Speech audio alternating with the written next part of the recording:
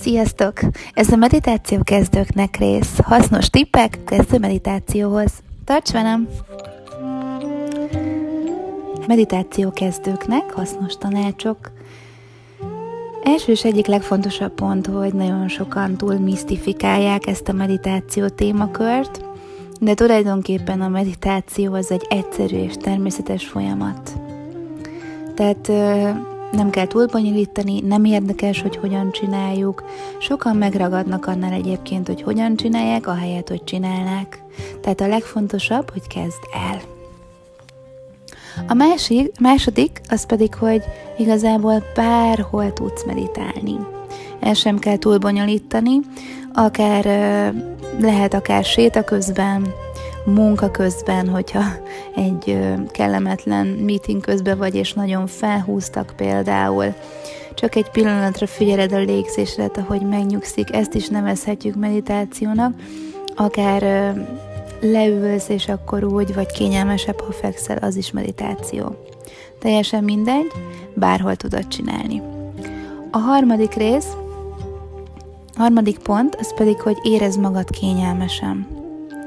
Tehát, hogy ne érezd magadon nyomást, hogy akár egy ilyen drága meditációs párnán kell meditálnod, mert ez nem igaz, hogy akármilyen pozícióban tudsz meditálni, csak kényelmes legyen neked. Nyilván a legpraktikusabb, az pedig ülve, keresztbe tett lábakkal, vagy lótuszülésben. A fejtető az ég felé néz, és egyenes a gerinced. Ez a legpraktikusabb módja.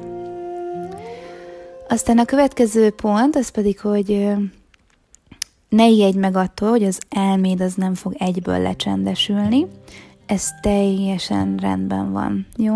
Nem kell magadat emiatt óstoroznod, vagy bármilyen szinten elítélned, mert ez így van jól.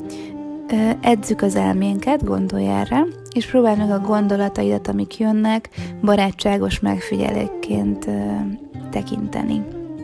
Jó, tehát bármi jön, az úgy van rendben, teljesen rendben van. És akkor hoztam még neked 2 tippet, hogy mivel kezdő 2 tipp meditációhoz. Az első az egy mantra meditáció, ez pedig úgy néz ki, hogy kiválasztasz magadnak egy szót, amit ismételsz magadban.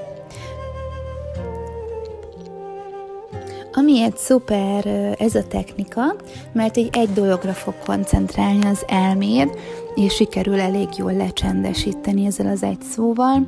Én általában a béke szót szoktam használni, tehát béke, belégzek az orromon keresztül, és a számon át, miközben kifújom, magamban ismétlem ezt a szót, hogy béke.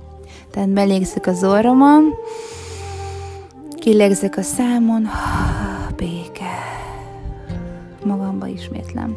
Tehát belégzés az orrom, közben ismétlem és kilégzek a számon, és ezt akár egy 5 percig, vagy pár percig ismétled, tökéletesen lecsendesedik az elméd, és megnyugszol. Próbáld ki.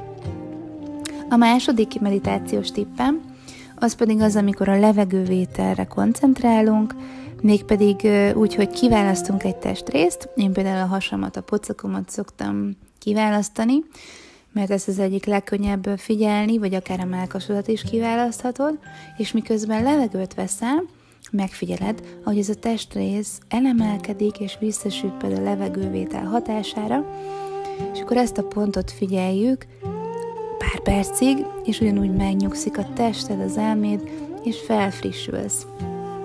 Próbáljátok ezt is ki. Tehát ezek voltak az egyik legegyszerűbb módszerek arra, hogy hogyan kezd el a meditációt.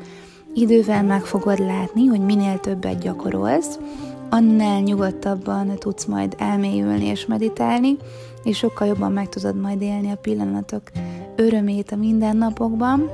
Tehát egy gyors összefoglaló, a meditáció egyszerű és természetesnek kell, hogy legyen, bárhol tudod csinálni, fontos, hogy kényelmesen érezd magad benne, tehát bármilyen pozícióban vagy is kényelmes legyen, és tudd, hogy a gondolatok jönni fognak, de semmi baj nincs velük.